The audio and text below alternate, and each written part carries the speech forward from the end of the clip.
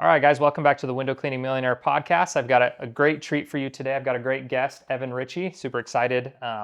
We'll get into it, Evan, but a lot of my story actually has to do with you, which is you probably didn't even know this. So we'll talk about it a little bit, but specifically on like membership program and service plans and things like that. So I'm excited to get into that, but I just want you to introduce yourself. Who are you, Evan? Tell us about Coconut. Tell us about what you're doing there. Yeah. So, business owner, coconut cleaning. I started 8.5 years ago, and I am married. I have 4 kids, and we currently have 2 on the way, twins. And I'm currently scaling coconut cleaning nationally through the franchise model, and I'm learning every day. So it has been fun, just getting, kicked around, and I look forward to keep doing it. Do you mind telling, just for the listeners, I feel like you're downplaying what Coconut is a little bit. Do you mind telling like kind of what you guys are doing revenue-wise, how many franchises there are, getting into some of that? Yeah, so our founding location, Phoenix, we do $7 million in revenue. 2.5 of it is annual reoccurring revenue.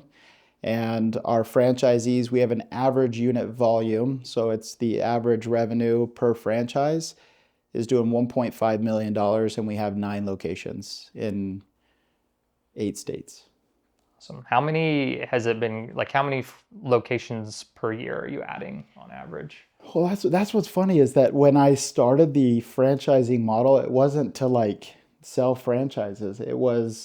I had 4 guys that wanted to be owners in Arizona, and I'm like, no way. Like, it's already me and Cameron, so I'm like, 4 more. I explained profit real quick to them, and they're like, oh, okay.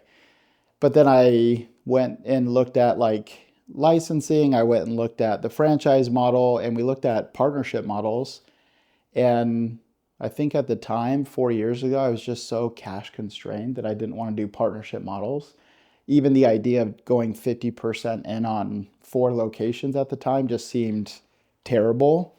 And so what ended up happening was we started the franchise model just for them to go out. And then once they went out, I didn't sell another location for 2.5 years. And then we became friends with Tommy Mello, and he just said, hey, I think you're doing a disservice. If those locations are really doing that well, I think you're doing a disservice to a lot of people who join the franchising space in hopes to have a company like Coconut.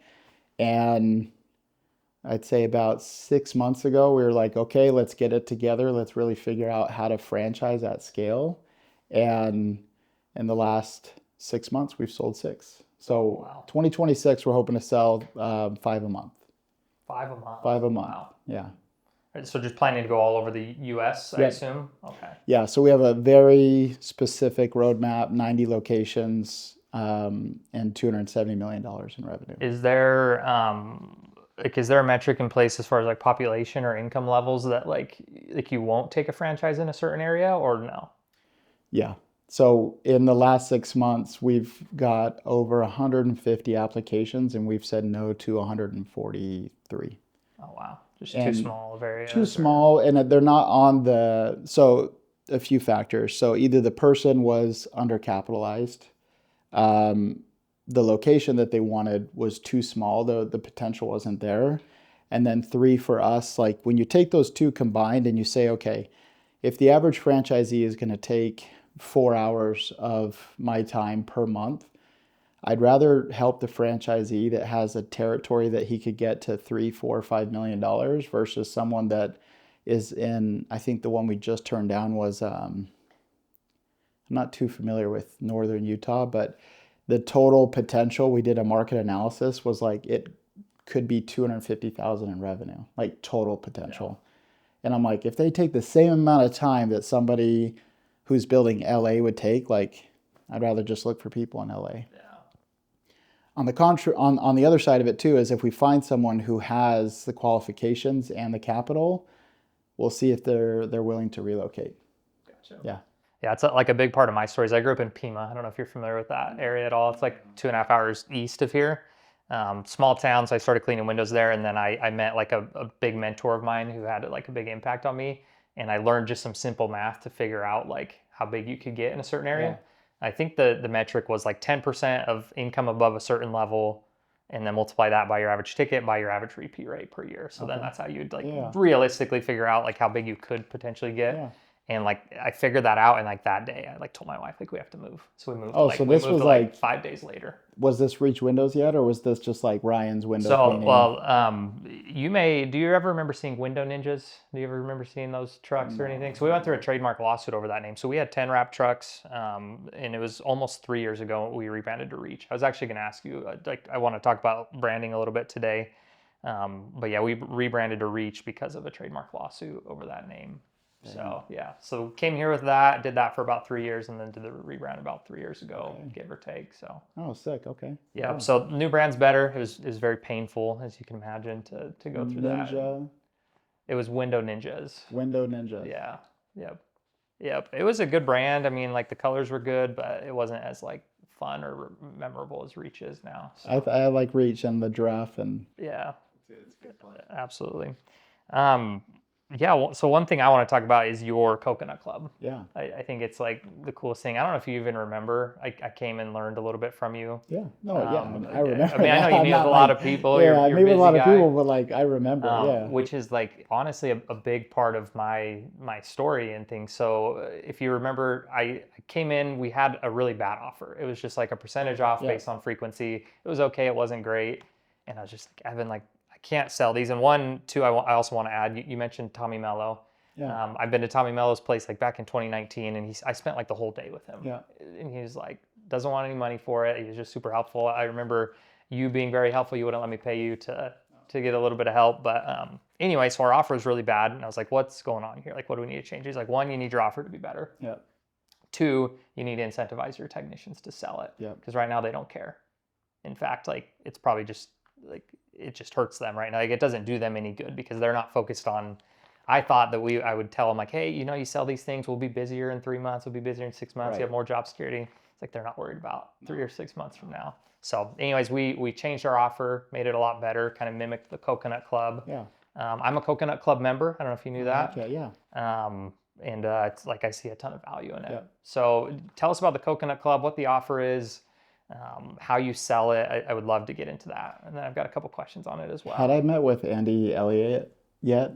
Like when we met, did I meet with Andy Elliott already? I don't think so. Okay, so think what you might about him. I would say behind closed doors, he's actually very calm and a good salesperson behind closed doors.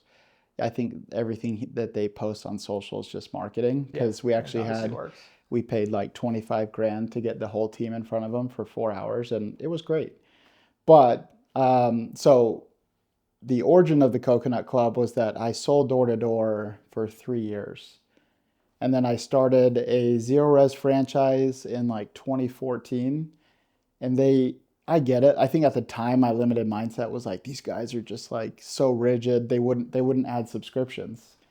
And I didn't understand like rules and franchising. And so I left after a year, got into medical sales, was getting ready for medical school. And I just didn't want to do it. And so I talked to Cameron at the time, who had Green Mango Pest Control.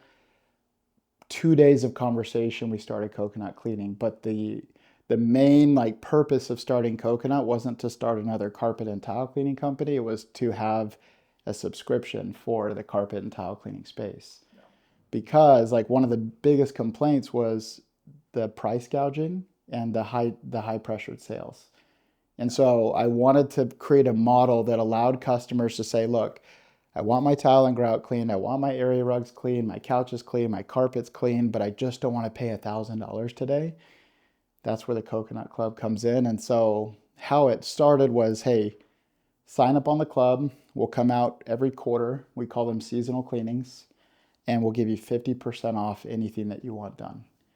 And that was like the beginning. And then I met Andy Elliott 3 years ago. I don't know how long ago that was.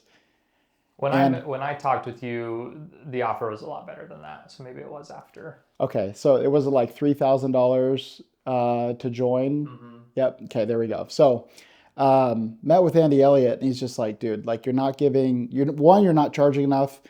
2, you're not giving enough value.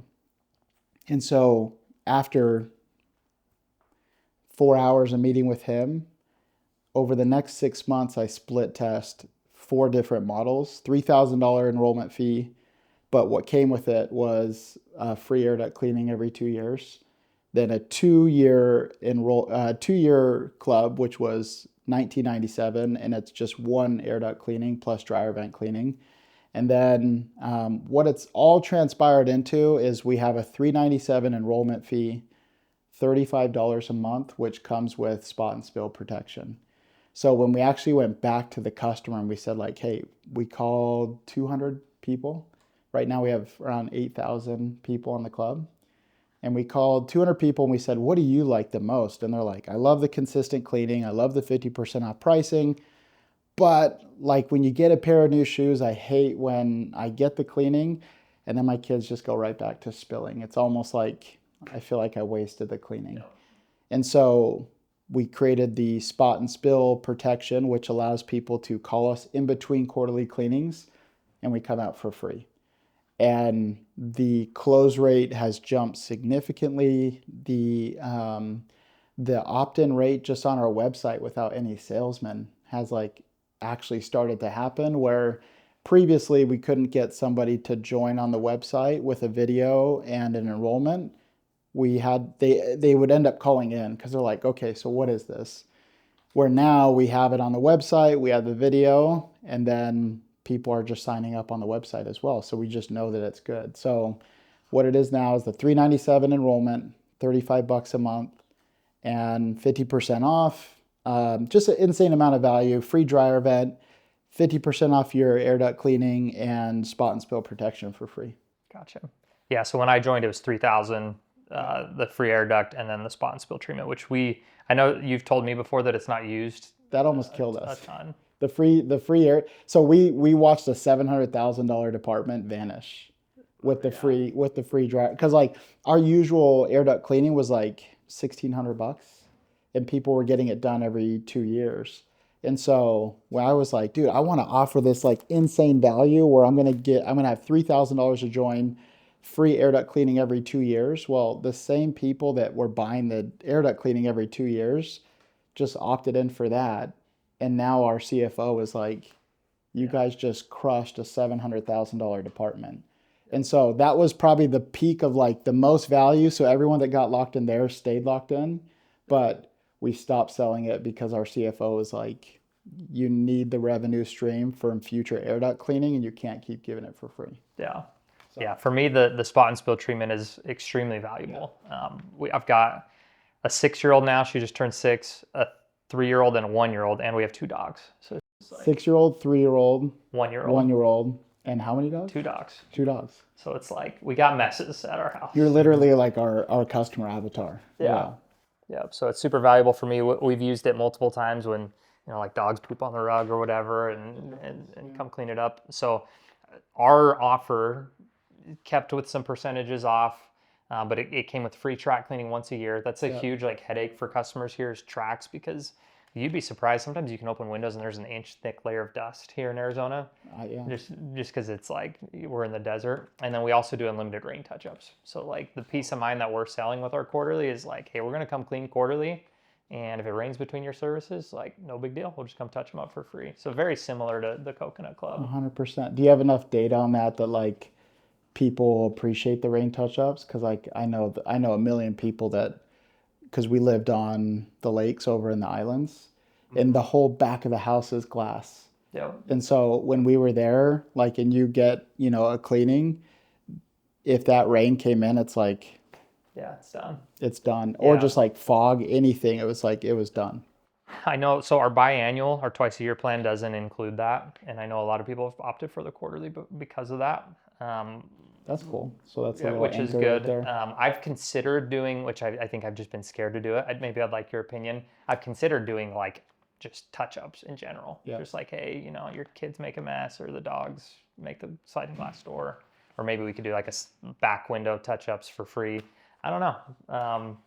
My philosophy has been, because the franchisees have the autonomy to change it how they want, because that to me it's like scaling, split testing. And so if I have 10 franchisees out there trying different prices, adding different value, I feel like the most consistent anchor for us is that you got to offer the most value at the best price point. And so for us, it's those spot and spills. But for you, if it's like, if people are frequently taking advantage of those services, it's just about having the right price point that would justify the volume of times that they're going to use it. Yeah. And then is there anything that they could upsell while they're there at that touch up where the average spot and spill turns into $150 in revenue for us, where it's not price gouging, it's not bait and switch. We go there to clean that for free, and then people are like, well, while you're here, could you do the sofa? Yeah. So if there was any like additional value adds or upsells, like that's what I would say is like, make sure that you're protected there. Makes sense. Yeah, we don't do any kind of like monthly charge or an opt-in fee. It's really just they're paying out service and they're getting a discount on that service. So maybe something we should consider. Yeah. I mean, I know that I don't know if like a lot of your people that listen are customers or if it's more other business window owners. Cleaners for the most part. Okay, then like the monthly reoccurring has changed. It's added 11% to our bottom line. Oh, wow. So I would for sure look into it. Yeah, maybe we'll look into that. And I've thought too, like me as the customer, it's pretty cool. I know you went through the same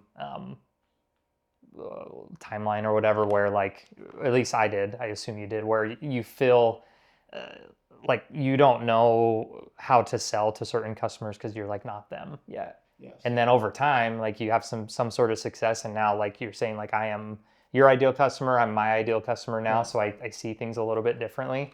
And like my sliding doors, I've got this like one of those big 3-piece sliding doors that opens all the way up, and it's always dirty. So like I have one of my guys come and clean it weekly.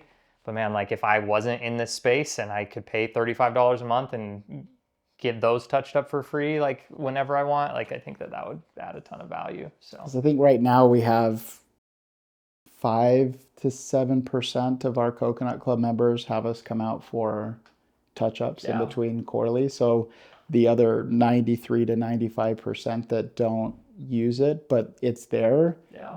It more than compensates for the little stop-in that we do. And the stop-in that we do also results in additional $150 in cleaning as well. So that kind of covers the cost. Right, that makes sense. What does the sales process look like? I know when we had Coconut come to our house the first time, technician came, did his job, and then another guy showed up. Yeah. That's purposeful, right? That's like, or is that like he's kind of like more the sales guy? So I learned that one from Tommy, and it's the idea. And one I see, you hear me say split test a lot. We split test everything, our phone call, our intros, everything. But the idea is that if you have a technician that goes out to a home that is also the salesman, like what's your guys' process? Is it they call in, they go out and bid it, or like they call in, you schedule it right there, they sign up, and then just a technician goes out to service? Yeah, so they call, we do all of our quoting remotely, so we quote it, we offer the plan, and then we service it, and then we offer the plan again. Okay, so ours is everyone that is used to carpet and tile cleaning calls in just for that one-time cleaning. We've split test selling the subscription on the phone. It hasn't worked out the best, and so we've always relied on our technicians to be the driving force of selling the club. And what ended up happening, and I'm not too sure why, because I feel like we're really good at training, but there ended up just being 5 guys that close at like 50%, and everyone else closes at 5 to 10%. Yeah. And as much as I'd have those guys train, and we got the little AI recording and we're listening to guys, like we just couldn't close that gap. And so we took the 5 salesmen off a van and we put them in cars that would drive in between routes, intentionally showing up either during the walkthrough or after the walkthrough, or even midpoint of the cleaning to try and close the club. And then what ended up happening is our close rate goes up to 25% as a company versus like 12%. And so that was our immediate way to get to raise the average. But what ended up happening was that those 5 guys would go to the technicians' houses that weren't selling the club, and now the technicians were actually watching them. And so we actually got away from that program because after 6 months of them watching them sell at that rate, everyone just started to sell at 25, 30% close rate. And that was good enough for me to let the other guys keep doing what they were doing, but not at such a big scale where now we only have 2 guys going in between houses. And then all the other technicians that are new, they see them sell and they just get right up to the average right away. Awesome. Yeah. Would you mind sharing a little bit about what that like script looks like? Right now, I'm sure it's not perfectly, or I'm sure it's not like robotically scripted, but like what that script looks like or how they bring it up to the customer. Yeah, so my big thing, if you were to look at our sales playbook, and I could send that to you, like I know that in franchising, especially the franchising space, they think everything's so like IP and I can't share anything, but I've had probably 50 carpet cleaners reach out and I just send them like here, Awesome. because if they end up getting 60% there and they're like, I just want to franchise with you, like great. But for me, what you would see at the beginning of our playbook is questions. So I'm really big into questions. So if I was in your house, and this all comes full circle to selling the club, but if I'm in your house, I would say, Ryan, what was the main reason you're having us out again?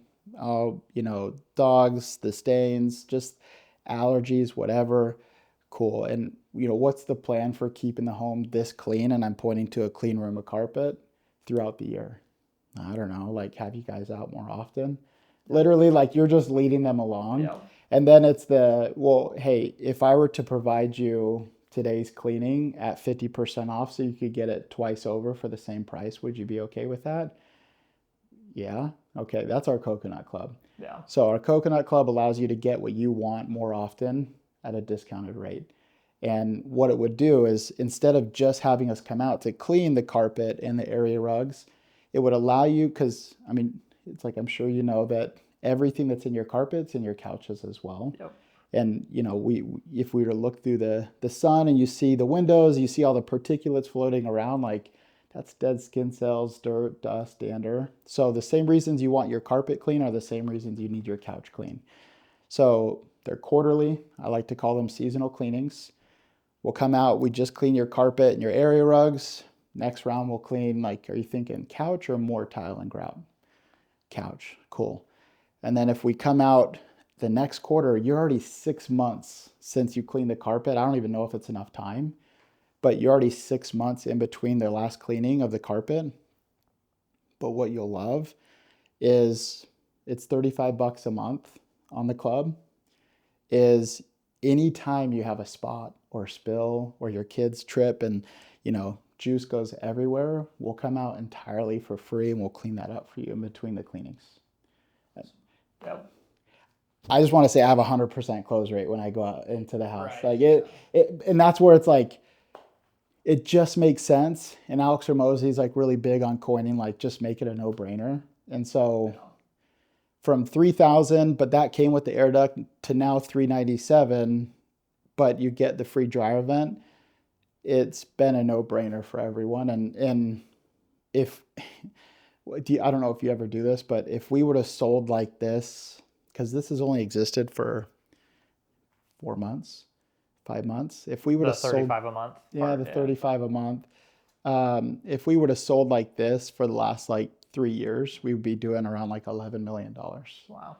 And at around like a much higher net profit because that reoccurring revenue. Right. And they're also, our coconut clubs are 85% of the drivers for our referrals as well. Wow.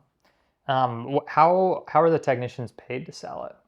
So technicians are paid 18%. So if it's $397 to join and $35 a month, you're looking at around like, I think for them, if they don't, so what they're allowed to do is like, hey, if I'm at your house and it's $300 today and the enrollment fee is $397, the pitch is like you do it on top of the $300 that we're currently at. And then the second ace that you could do is like putting today's cleaning at 50% off. So now we're just at $150. So that $397 is a lot more digestible. Yeah. But at the very like last ace to get it is they can do, hey, I'll just put today's cleaning towards the enrollment. And it's just $397 to enroll. and for the cleaning. So you're just paying the $97 difference, and then the $35 a month after that. And so if they get the 300 on top of the 397 plus the $35 on the 12 months, like you're looking at 18% of like $1,400. But if they do the 397 and the $35 a month, they're looking closer to like $115 So for you do like for a year's worth, contract basically. value. Yeah. Okay. And then do your contracts just go like it's for a year and then after that they can cancel, but you Yeah. just keep them on it, I assume. Yeah. So we keep you enrolled unless we hear from you. We don't do the like, you could just call and cancel. But like I know like pest controls, like if you do a handwritten letter to this PO box in Pennsylvania, you can Right. cancel. So like at month 12, it keeps going. And right now we have about, it's around 37, 38 months churn. So it's doing pretty good. Awesome. How much is I'm just curious, like your highest technician, what are they making? Like the ones that sell these at a 50% clip, like what is their, 125, 130. okay, so they're doing pretty well. Yeah. Our lowest is probably around like 60. Yeah. And then highest is, yeah, that, 125, 130. Yeah. So that's, I mean, as a carpet cleaning technician, like you can't go anywhere else and do that. No. Right. And what's great now that we franchise, or we're being more intentional about franchising, is we're creating a pathway program for technicians to become franchisees. And so we hold, trainings a couple times a month to help them think more like leaders. And so we have all these different little pools of potential franchisees that we're creating. And so if they can start seeing that like, hey, this isn't about selling, we focus everything on like behavior driven results. And so we take the top technicians, we take the top salespeople, and we say like, here are the behaviors of these people. And the more that you be who they are, the results are a byproduct of it. And for us, that has seemed to work extremely well, where these technicians are, how can I think in the home? How can I behave in a way that, shows leadership, shows the customer that I am a professional, that I'm confident what I'm doing. And when we've done that, we've created this like amazing group of people that want to be franchisees, but also what it's done is it's allowed us to like raise the average every quarter, where there's a lot of psychology books that are like, hey, stop moving the mark. But as the group has been elevating itself, we've been saying, okay, no longer is 20% close rate allowed. It's 30%. And the job average can't be 400, it needs to be 450. Because as these guys are interacting amongst each other and getting better, it's just raising the whole team. Awesome. I'm just curious, going back on the club, the $35 a month, does that include any that doesn't include any cleaning, right? That's just like you're basically paying for the potential that you do the spot and spill treatment. Because when I joined, I think, correct me if I'm wrong, it's $100 a quarter, and that includes you get the something. Credit. You get the credit. It goes towards the cleaning. And that's another area where our CFO is like, hey, look, because what happens is like when you're too lenient, customers just stack. And then we're going out to a 2-hour, 3-hour cleaning, and it's no revenue collected. Yeah. And so what we got away with, but everyone that was sold it is grandfathered in, is if you have a cleaning credit and you don't use it within the quarter, then you don't get to use it after that. But then the next best thing was the $35 a month is just that insurance policy to have the peace of mind knowing that if anything comes up in the house, we'll come out and clean it for free. Gotcha. Yeah. Awesome. I want to talk a little bit about like marketing and branding. Like, what has been your biggest marketing levers that you guys have been able to pull at Coconut? I know the brand is a big part of it, and I feel like you guys have done a really good job of like, it's like a flex when somebody's got a Coconut van at their house, right? Like, because the brand is very well known, and it's used by a lot of the like prominent and like wealthy people in the East Valley. Talk about your marketing though, like what's worked for you, what's your best levers? I think the immediate go-to is reciprocity. Like, I don't know of another company that gives as much as we do in terms of like truly like not fluff, But I think from 2022 to 2025, we spent over $400,000 in customer givebacks. And Like so, what are like those? we've held the spring event where we had over 3,000 people come. We had vendors and everything was paid for. Food vendors were paid for. But it was our way of saying like, hey, it's February, March, it's nicer weather. We're going to be at this park. We're going to have all these bounce houses, all these free food vendors. So the same reason you'd go to like a Queen Creek festival is like, come out to ours and everything's free. And then on top of that, we did like $10,000 in like giveaways. So like when people are there, we'd say, hey, here's a raffle. Go put it in any one of these things. And then we also did three times, where we rented out Elevate Trampoline Park. And we texted our customer base and we said, hey, Santa's coming to Elevate, free everything, free entry, snow, food. We gave away a truck one year, a razor another year. And then the last year we did about $20,000 in giveaways. And so I would say reciprocity has always been the framework for how we've done any marketing. And then I would say we've really gone after this idea of what is our most profitable, highest lifetime value customer. And rather than saying, oh, we have this avatar and they're upper middle class and they make $250,000 to $350,000 a year and they have a couple kids.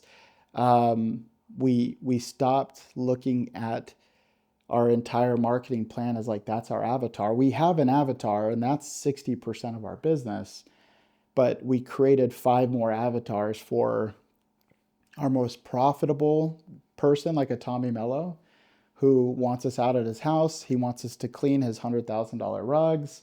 We're there for 2 hours and it's $5,000. Like, but what the liability is a lot, but in terms of the revenue and the time, it's there. And so we segment and we market to every customer avatar that we want, and we don't isolate it to a single avatar. Yeah. And so we're very intentional about saying this mailer is going to Paradise Valley, and that mailer is going to look like gold, and it's black and it's matte and it looks clean. And then we're gonna send mailers to Queen Creek, and that's just gonna be like more promotion driven. The mailer to Paradise Valley is more luxury driven. And so it's all been very intentional to our different audiences. Awesome. Yeah, I've always thought it's interesting that like the different levers work. Yeah. Different things. Like I know that like Green Mango did really well with the radio. Yeah. It didn't work with coconut. No. Right? No. Why? Why do you think that is? So specifically the radio example is that John Jay and Rich couldn't talk about coconut. And so we ended up using Kyle Unfug, and she's just the sweetest and she's amazing. But it's almost like, hey, you get a promotion where The Rock, every time he does a movie, he says like your company's jingle.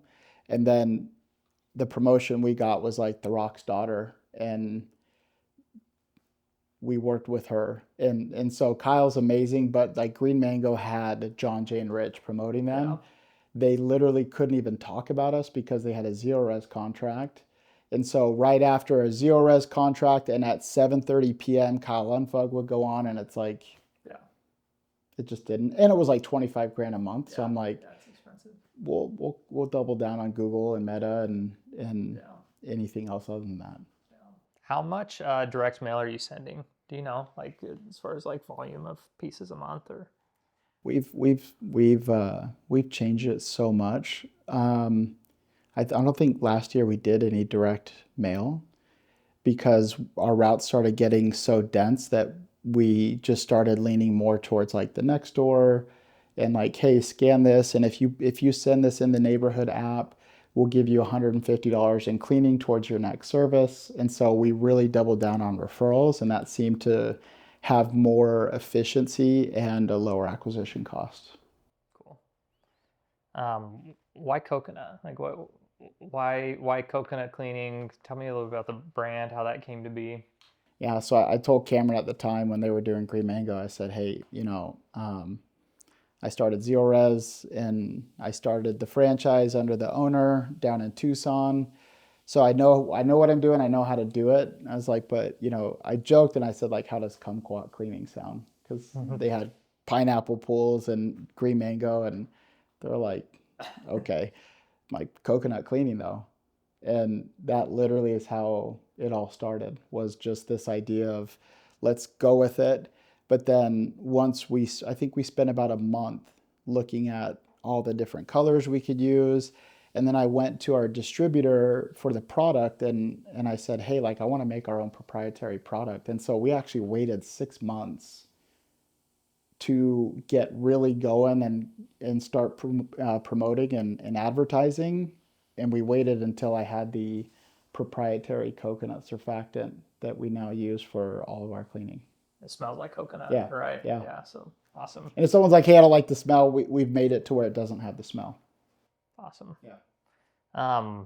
Did you come up with the like color scheme, or like you were a part of it? Or? Yeah, yeah. So we had white, green, and blue, and we had all the different bands. And like I've said, with like the feedback was that we asked, and they had at the time I think they had Black Hat Security that was white, and they had Pineapple Pools that was kind of like a lime, not a lime. It was like almost like a minty color. Yeah. And so the blue just popped. And then once we put it on a wrap, it was a no-brainer. Because driving that thing home from Phoenix after the truck mount was in it, we'd already got a phone call. Oh, wow. So I was like, this is the right call. And you could see it from a mile away. I feel people are so afraid to like spend the money on wraps. Or do you guys wrap, or is it painted? So probably the last 5 years we painted, and now we've gone back to wrapping. Okay. No particular reason. I think when Utah started, they only could do wrap, and because the paint just didn't last very well. And then now we found someone who has gotten the wrap at the same price as paint, and the longevity is just about another year or two. Awesome. Yeah. Yeah, I think a lot of times people are afraid to like spend the money on the wraps, or they'll wrap their truck and it just like looks awful. Like it's just a poorly designed wrap or whatever. I think we're just now starting to see like the real payoff at Reach now, now that we've been around for about 3 years with the new brand. And it was hard the first couple of years because I felt like, we had this previously known brand. We were getting like 1,000 searches a month for it, and it just wasn't there with Reach yet. So it's been cool to see over the last like year or so that like Reach is becoming more well known, and I can only imagine coconut being around for how long it is, how well known it is, and how many calls you guys get just from the brand. I think the coolest thing for me is like probably 3 to 5 times a week I get a text message of someone just texting a picture on the well, I did that to you last week. Yeah. Before, So it's like, and it was like a reminder to me to say something about the podcast or ask you a question or whatever about our podcast coming up. Yeah, so. That's probably my favorite. Like, and then we put the QR codes on there, like literally with a free cleaning on there, and it's done so well for us. Yeah. So, yeah, I'd always say to anyone that doesn't know if they should double down, it's like if you do the aesthetics and the logo right, for sure wrap, and for sure wrap even if you don't, but like just get the look down. Yeah. Yeah, so I tell people that like I consult or whatever that our brand was 20 grand. Yeah. And then by the time I factored in, like we had just like 3 weeks before the trademark lawsuit came, we had wrapped like 3 new trucks. Good. So we had to take it all off, rewrap everything. I ended up being about 80 grand all in between lawyer fees, between the new brand, all the new wraps and things like that. And I tell people that, and they're like, oh, that's crazy. But I'm like, you're not looking at the next, like Reach is going to be here for the next 50 years. Yep. Like that small amount of money paid to do the brand correctly is like, it's very minimal. Yeah. Especially when your internal operations represent what people are seeing. Like nothing is more important to me to make sure that every aspect of the business, from the leadership group to the internal operations to the aesthetic. Like right now we pay a guy every day from 5 p.m. to midnight to come and detail our vehicles every day. Full-time coconut. Full-time coconut. We have a company that comes and does the gas just to reduce like any possible accidents. So when the actual brand represents like, hey, this is who we are and we're premium and we do all things premium, it's great when somebody sends to me like a dirty coconut van, because that tells me they're like, hey, I think you should know this van showed up and it didn't look as clean as I think you'd want it to Yeah. look. And I'm like, that's the brand. Yep. So are they actually like physically getting washed every day, or Every day, hand washed, hand detailed every night and, from about 5 p.m. to midnight. and then how many vans are there now? So we have 28. Okay, so it's one person's full-time job to Yeah. keep those Yeah. vans clean He as comes in possible. 7, 8 hours and he refills the product, and he literally everything. If there's a dent, we have a dent guy that comes next day. If the vinyl's looking worn, we'll come and redo the vinyl. Like it's a whole process. But What's your longevity been on the vinyl typically? Like 4 or 5 so with years the maybe? paint, well, with the paint and the vinyl, it was like the paint was like 2 years, and then it was Mm. just sun faded. And then we had a few vans that I started out with wrap that are about like that 4 to 5 year mark. And so the vinyl on the paint was getting wrecked as well. And so we just had someone come out about every 6 or 9 months just to replace the coconut vinyl on top of the paint. Gotcha. We want it looking good. Awesome. Yeah, it's one of those things that like as soon as you see that blue, you just know it's coconut, Yeah. which I think is so cool. And there's been like one or two that have started, and like I love that when I see it, I'm like, oh no, that's coconut. Like, because to me, it's still just always gonna pop. And when companies try to like mock or like go after it, and they put their own kind of blue, it's like it just shows that I look, and then once within like 50 to 100 yards, I just know it's coconut because they went with like a more glossy look, and I'm like, Yeah. Yeah. I mean, odds of anybody else ever having 28 vans is probably pretty low. yeah, I mean, we're hoping there's probably 8 or 9 locations that could be 30 to 50, and so we have 2 of those sold. So I look forward to seeing what they can do. You're in Dallas. Dallas, That's one of the best that's one, markets in and the then the country other for one is sure. Orange County. Yeah.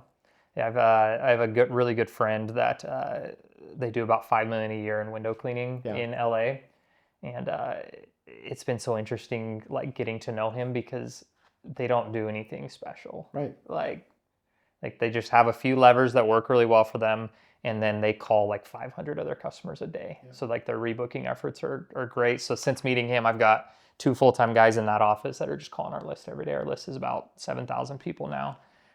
But it's been interesting to me to meet people like you, meet people like the guy in LA, and it's just like you just follow a system that works and then Yeah. scale it. Like it's nothing crazy that you're doing. Right. And to me, I'm more about front loading the labor. So, if people have back end people calling, like I'd rather focus on the front end. And, after service, we'll send cookies, we'll Yeah. have a quality call after. And so I'd rather front end the labor to increase the odds of signing up, and then have the back end like little touches of people Yeah. calling out. Are you doing calls, texts, etc.? Yeah. Okay. Yeah, I feel like over the last year and a half or so is when we started really selling our plans. We're about 400K in annual recurring right now of our 1.6 last year. There you go. So it's growing, but for years, we were 6 years in before, or 5 years in, I guess, before we Yeah. started selling a plan. So we have a lot of customers that we've just never been, we've always texted pretty well and did text blasts and things like that. Those usually bring us 10 or 15K a month, but the calls have been working really well, which is cool to see. Yeah, heck yeah. But you're right, the more that we can just we fix the problem that they had. Okay, cool. You want this problem fixed all the time? Here's a great option for you.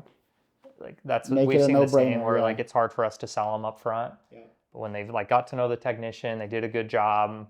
It's why would you need to find anybody else at this point, right? We showed up on time, we showed up in good brand, we showed up clean wrap trucks, we're your guy. Yeah, that's where it's at. Cool. Well, you want to talk a little bit about franchising? If anybody's listening, they're interested in a coconut franchise, what that looks like. Yeah. So if you have 150,000 in liquidity and you are looking to scale a business that has a higher likelihood of success than just starting your own. So in franchising, 84% of franchises are still succeeding past 5 years, where that number in just a regular startup is only around 11, 12%. And so if you want to work with a cool company, cool brand, we make sure that you succeed and that you have everything that you need to get to where you want to go. It's Coconut Cleaning, and I'm sure soon we'll be coming to a city near you. Awesome. Awesome. In closing, what do you think you're most excited for right now with Coconut and life? I know you're pretty newlywed. You got the twins coming. Yeah. Do you know, are they boys? Yeah. Two boys? Yeah. Is that what you were hoping for? Yeah. I want a boy. She's such a What are your other kids? The older ones? boy, girl, boy. Okay. So I meant to be like a boy dad, yeah, huh? a boy dad. And I got my daughter who's like wants to play softball and she wrestles and punches and stuff like that. But I would say what I'm most excited about, what gets me really excited is what I always wanted has happened. And so I have this thing where I want to create 150 millionaires in the process. And so the more that I fine tune and find every little percent to add to the bottom line now and in the founding location, it increases the likelihood for our future franchisees to have something that is succeeding, and the future enterprise value, should they exit, would help them with a multi-million-dollar sell. And to have like a couple franchisees out there that, do a couple $1,000,000 a year, and to think that they're 3 years into this and that they could sell for a multi-million-dollar exit is awesome. And so I feel like every day I wake up, it's focused on refining the process here so that some future person who comes and franchises with us has a higher probability of getting what they want. Awesome. Probably last question, Yeah. and we'll see if I can phrase this correctly. If so, thinking back to the guys that are in the struggle right now of growing their business, and they're in the years that like not a whole lot of people talk about a lot.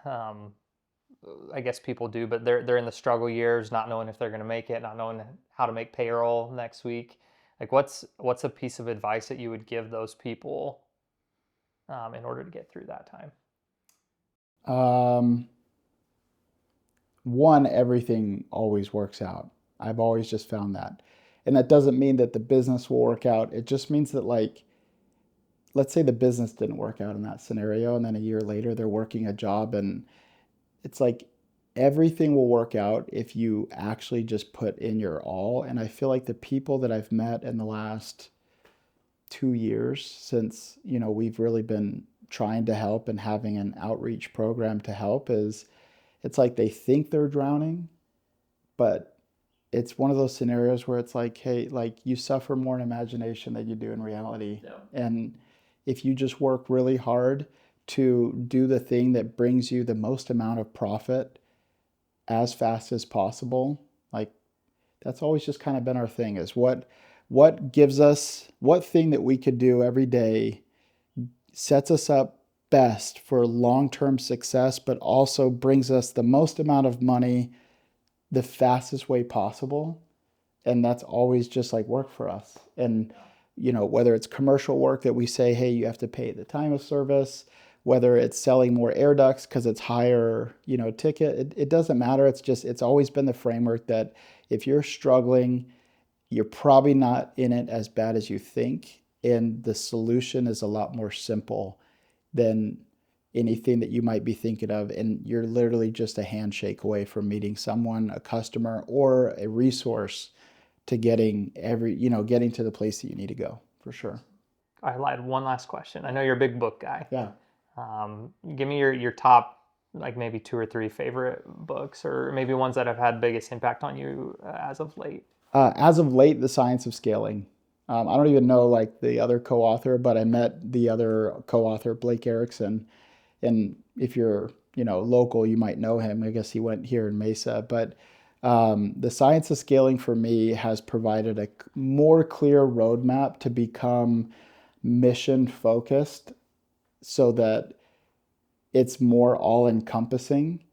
And the reason I say this book is this guy, he got up and he shared the story of when NASA said, hey, we're going to land a man on the moon. And President Kennedy went to NASA in like the early 60s, and there was a gentleman holding a broom, and President Kennedy said, hey, like, what do you do here? And he said, I'm here to put a man on the moon. And it was because the mission that NASA set was so all person encompassing that even the janitors like I'm doing my job so that we get a man on the moon. And that book has gotten me infinitely more focused on what is a mission that more broadly brings a higher pool and a better pool of people in that just naturally will get us to where we want to go faster. And then go for no. Like that's a big thing I tell all my salespeople, which is just volume negates luck. So do your best to get as far into every interaction to, give as much value, but also like every little no that you get, you're closer to that yes, for sure. Awesome. Yeah. Well, thanks so much for coming on. I think this has been super valuable. Most of my guests are window cleaning, pressure washing space, so I think it's going to give a little bit of a different perspective. Yeah. And I think I'm going to work on taking our service plan thing to the next level with some kind of monthly charge or whatever that includes a ton of More value. profit is more money for a lot of people, and that's what we've always, chosen to do. So it works great. All right, awesome. Well, thanks again. Thanks, man. Appreciate you.